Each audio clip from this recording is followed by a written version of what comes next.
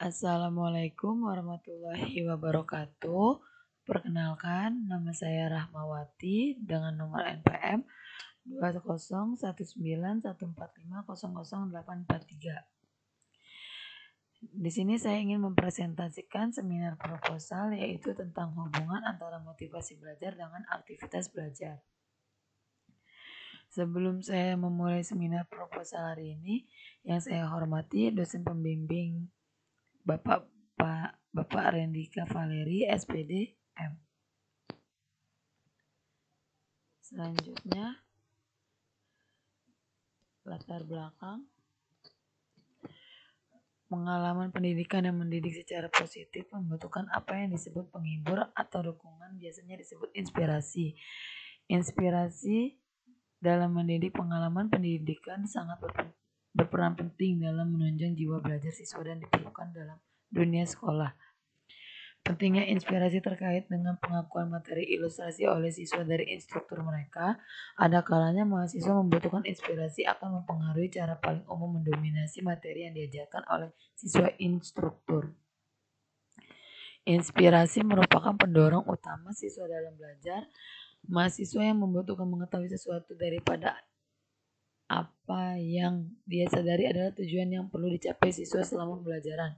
Karena siswa memiliki mengetahui sesuatu pada akhirnya membangkitkan siswa untuk mempelajarinya. Mengingat hal ini, inspirasi adalah sesuatu yang harus diselesaikan dibuat dalam ranah pelatihan, khususnya dalam mata pelajaran bahasa Indonesia. Dalam pengalaman yang berkembang, inspirasi mengambil bagian yang signifikan. Inspirasi tidak dapat dipisahkan dari latihan belajar. Siswa tidak akan mempelajari sesuatu jika itu tidak menyentuh kebutuhannya. Kebutuhan dan inspirasi adalah dua hal yang sangat berkaitan karena manusia pada dasarnya adalah dibedakan dari kebutuhan yang berbeda. Kebutuhan itu nanti mendorong individu untuk terus-menerus melakukan dan mencari sesuatu. Mengakui hal-hal jadi jelas untuk situasi ini, pekerjaan instruktur diharapkan untuk naik ke level berikutnya, inspirasi dari siswa dalam. Khususnya inspirasi dalam belajar, contoh bahasa Indonesia jadi target belajar harus mungkin dengan baik dan benar-benar. Selanjutnya, identifikasi masalah.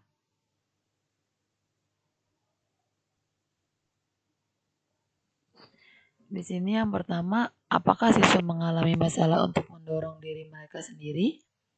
Yang kedua, apakah siswa terkendala dalam mengembangkan motivasi belajar? Yang ketiga, mengapa mahasiswa tidak melanjutkan ke jenjang selanjutnya aktivitas belajar? Ya, selanjutnya, batasan masalah. 1. Siswa mengalami masalah yang mendorong diri mereka sendiri. 2. Siswa mengalami kendala dalam mengembangkan prestasi belajar lebih lanjut. 3. Tidak adanya inspirasi untuk belajar bagi mahasiswa dalam bergerak bersama prestasi belajar. Selanjutnya, rumus masalah. Yang pertama, apakah ada hubungan positif antara inspirasi belajar dan prestasi mahasiswa? Dan yang kedua, apakah ada hubungan yang positif dan signifikan antara motivasi belajar dengan hasil belajar? Selanjutnya, tujuan penelitian. Di sini tujuan penelitian, penulis melakukan penelitian yaitu untuk mengetahui hubungan antara inspirasi belajar dan aktivitas belajar. Dan yang kedua, untuk menguji hubungan yang positif dan signifikan antara motivasi belajar dengan hasil belajar.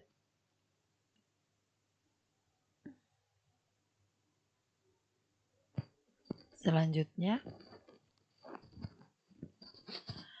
manfaat penelitian. 1. Akademik. Diyakini bahwa konsekuensi dari penelitian ini dapat menjadi laporan yang berharga dalam meningkatkan mendapatkannya dan pertimbangan terhubung dengan koneksi antara inspirasi belajar dan prestasi belajar pada siswa untuk dimanfaatkan sebagai semacam perspektif bagi setiap individu yang memahaminya. Yang kedua, secara teoritis memberikan arahan, masukan serta memikirkan pemikiran kepada peserta didik khususnya dalam mewujudkan motivasi belajar yang berpengaruh dalam prestasi belajar. Yang ketiga, secara praktis bagi sekolah sebagai salah satu masukan untuk menjembatani peneliti untuk memberikan sumbangan pemikiran untuk memberikan motivasi belajar kepada siswa sehingga siswa mendapatkan prestasi belajar yang optimal. Secara praktis bagi peneliti, hasil penelitian ini diharapkan dapat membawa wawasan ilmu pengetahuan serta pengalaman dalam melakukan penelitian hubungan antara motivasi belajar dengan prestasi belajar. Hasil penelitian ini diharapkan dapat memberikan manfaat sebagai referensi atau rujukan tentang kesimpulan dari hubungan antara motivasi belajar dengan aktivitas belajar bagi yang membacanya. Selanjutnya ada landasan teori.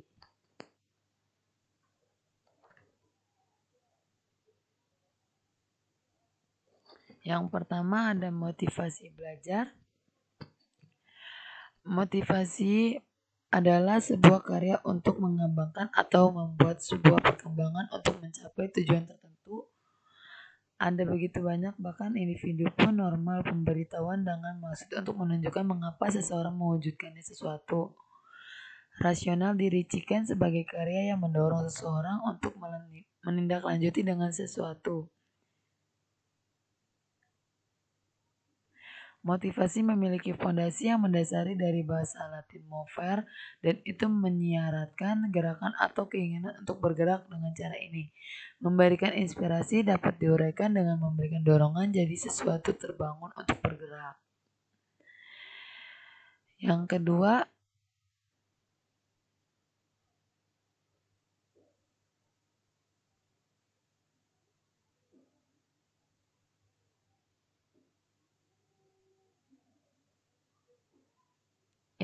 adalah aktivitas belajar.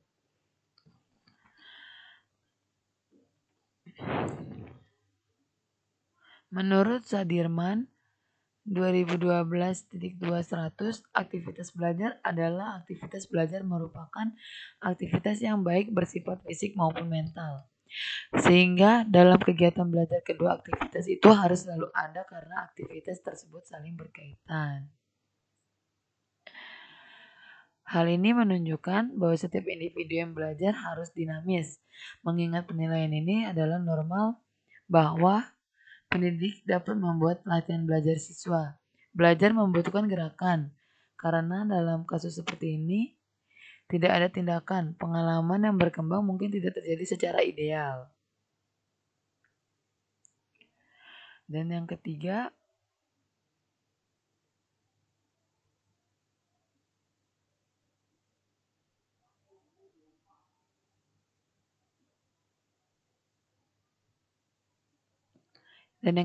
adalah hasil belajar. Menurut Susanto 2016.25, hasil belajar adalah perubahan siswa dalam perspektif mental, emosional, dan psikomotor karena latihan belajar. Sesuai dengan penilaian Anita, hasil belajar merupakan jenis melakukan perubahan. Seseorang yang telah belajar akan berubah atau meningkatkan perilaku mereka sebagai mentalitas. Informasi selanjutnya kemampuan.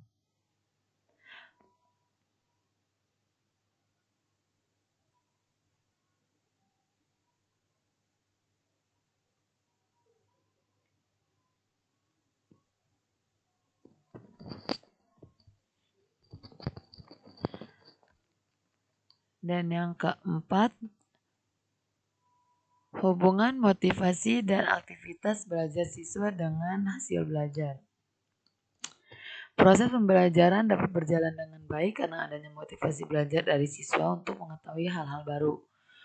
Motivasi sangatlah penting untuk kegiatan pembelajaran sesuai dengan fungsi motivasi yaitu 1.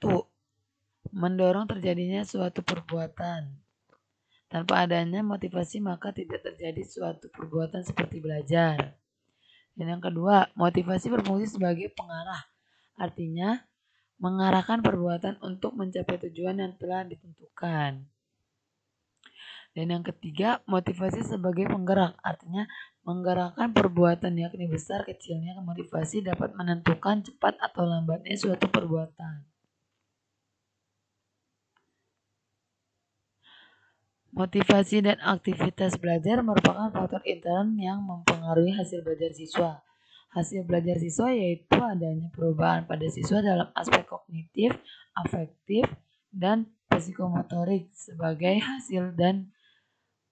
hasil dari kegiatan belajar.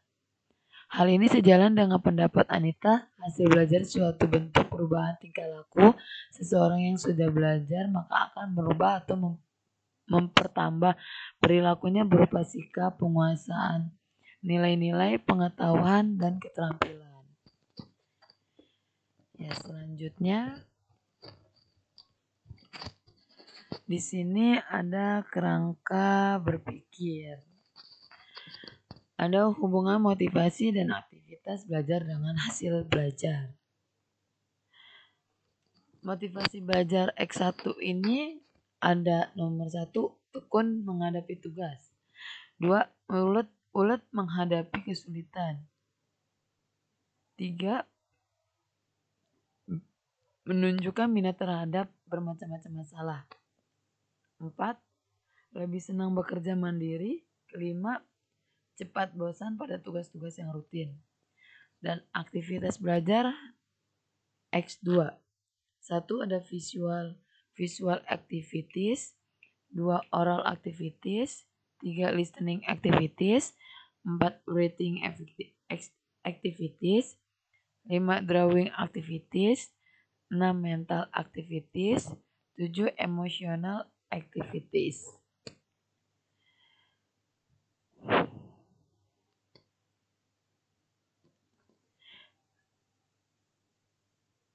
Di sini terdapat R1, R2, dan R3. Ini maksud R1 adalah hubungan motivasi belajar dengan hasil belajar. Yang kedua R2, hubungan aktivitas belajar dengan hasil belajar. Dan yang ketiga R3, hubungan motivasi belajar dan aktivitas belajar dengan hasil belajar.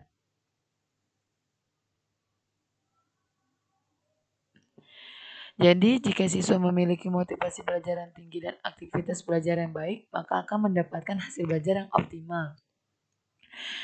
Sebaiknya siswa yang memiliki motivasi belajar dan aktivitas belajar yang tidak baik, maka akan mendapatkan hasil belajar yang kurang optimal.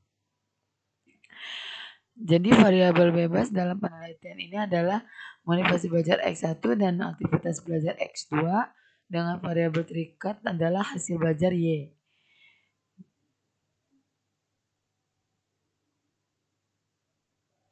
Ya, selanjutnya ada hipotesis penelitian. Hipotesis dapat diartikan sebagai jawaban yang bersifat sementara terhadap permasalahan penelitian sampai terbukti melalui data yang terkumpul. Hipotesis akan diuji di dalam penelitian dengan pengertian bahwa uji statistik selanjutnya yang akan membenarkan atau menolaknya. Adapun yang menjadi hipotesis dalam penelitian ini adalah HO. Tidak terdapat hubungan antara motivasi belajar dengan prestasi belajar peserta didik. HA terdapat hubungan antara motivasi belajar dengan prestasi belajar peserta didik. Ya, selanjutnya ada metodologi penelitian. Yang pertama ada metode penelitian, yang kedua ada jenis penelitian, yang ketiga ada variabel penelitian, dan yang keempat ada definisi operasional, yang kelima ada populasi dan sampel, dan yang keenam ada metode pengumpulan data. Metode penelitian di sini termasuk asosiatif karena penelitian ini mencari hubungan atau pengaruh antara dua variabel atau lebih. Penelitian ini berusaha mencari hubungan motivasi belajar dengan aktivitas belajar pada peserta didik. Jenis penelitian di sini termasuk dalam jenis penelitian korelasi. Menurut Sugiono, metode korelasi adalah penelitian untuk mengetahui hubungan dan tingkat hubungan antara dua variabel atau lebih tanpa ada upaya untuk mengetahui variabel tersebut, sehingga tidak terdapat manipulasi variabel. Tujuan penelitian ini adalah untuk mengetahui hubungan-hubungan motivasi belajar dengan aktivitas belajar peserta didik.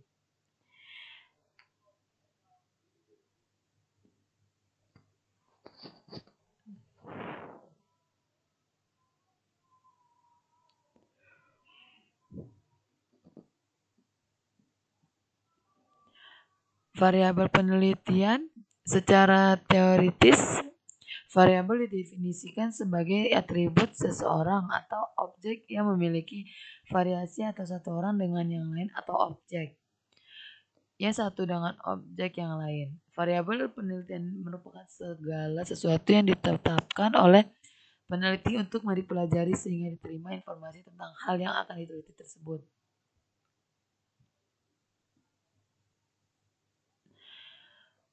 Variabel bebas itu yaitu X, yaitu motivasi belajar. Variabel independen atau bebas adalah variabel yang mempengaruhi atau penyebab. Pada penelitian ini sebagai variabel bebas adalah motivasi belajar.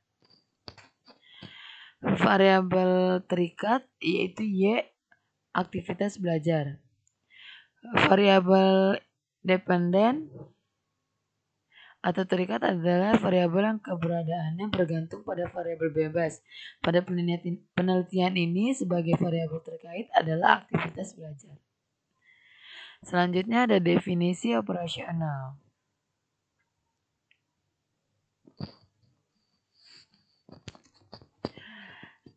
Definisi operasional variabel merupakan uraian yang berisikan sejumlah indikator yang dapat diamati dan diukur untuk mengidentifikasikan variabel atau konsep yang digunakan. Definisi operasional digunakan untuk memudahkan pemahaman dan pengukuran setiap variabel yang ada dalam penelitian. Variabel-variabel dalam penelitian ini terdiri dari variabel bebas yaitu motivasi belajar dan variabel terikat yaitu aktivitas belajar peserta didik. Dan populasi dan sampel.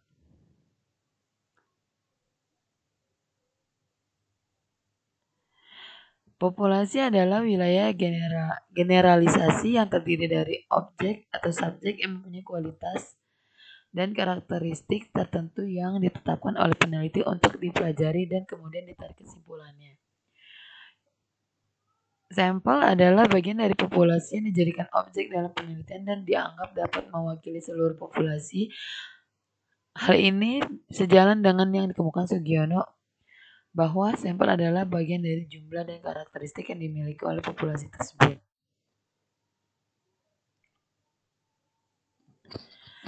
Metode pengumpulan data. Di sini metode pengumpulan data ada beberapa yaitu 1. Ada observasi, 2. Ada wawancara, 3. Ada angket.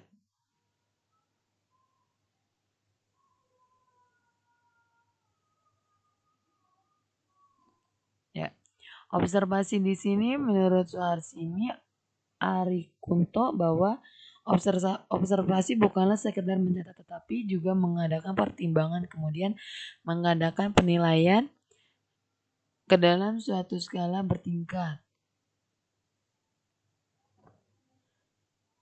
Peneliti mengobservasi peserta didik melalui observasi peneliti dapat mengamati, memperhatikan, serta melihat apa yang terjadi di dalam ruang lingkup sekolah tersebut dalam kenyataan yang lebih detail terkait subjek yang diteliti.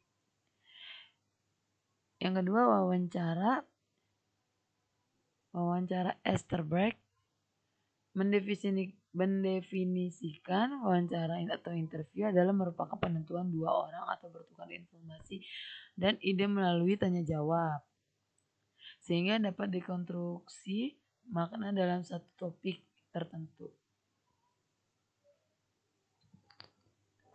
Dan yang ketiga ada angket. Angket atau kuesioner didefinisikan sebagai jumlah pertanyaan atau pernyataan tertulis tentang data faktual atau opini berkaitan dengan diri responden yang dianggap fakta atau kebenaran yang diketahui dan perlu dijawab oleh responden. Dalam penelitian ini terdapat 2 angket, yaitu angket motivasi belajar dan angket aktivitas belajar.